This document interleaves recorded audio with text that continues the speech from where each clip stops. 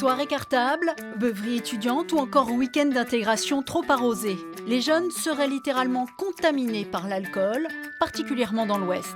Une épidémie portée sur le devant de la scène à chaque nouveau drame. Mais alors, comment expliquer cette spécificité géographique et surtout, comment prévenir de tels risques ? Coma éthylique, traumatisme, complications neurologiques. Selon l'Observatoire régional de la santé, 39 jeunes âgés de moins de 25 ans seraient hospitalisés chaque jour en Bretagne suite à une alcoolisation massive. Au CHU de Nantes, chacune de ces admissions en urgence s'accompagne d'une consultation spécialisée. Médecins et infirmières addictologues se donnent une dizaine de minutes pour évaluer les habitudes de consommation du jeune.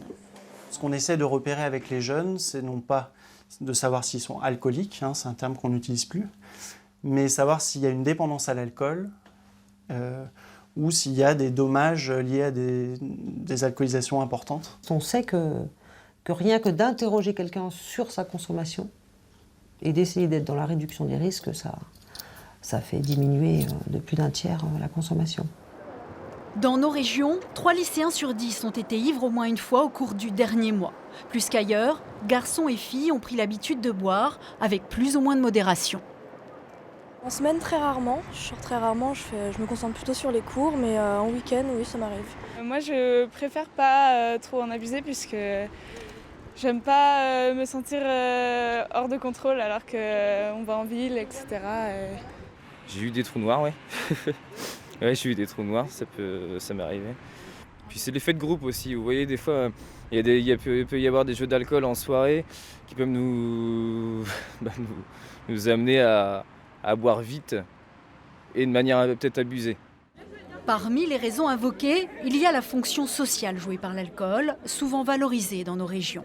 L'Ouest se distingue aussi par ses nombreux festivals au lieu de consommation. Et puis il y a les adultes qui boivent eux aussi plus qu'ailleurs. Même les parents seraient plus permissifs chez nous. Autant pour le tabac, les parents ont un message clair.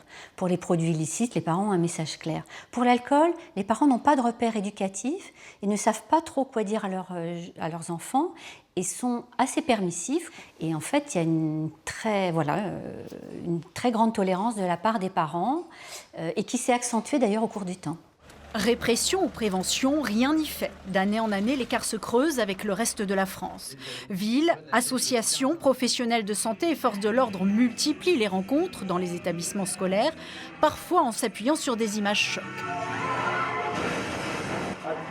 Selon de récentes études, faire peur aux jeunes n'aurait en fait aucun impact sur leurs habitudes de consommation. Mieux vaudrait les amener à anticiper les situations dans lesquelles ils peuvent être amenés à boire. Quelle place prend l'alcool dans la fête ? Comment ils vont se comporter si jamais un des leurs consomme trop ? Quelles attitudes ils vont avoir ? Donc qu'ils anticipent ces situations-là, qu'ils y réfléchissent.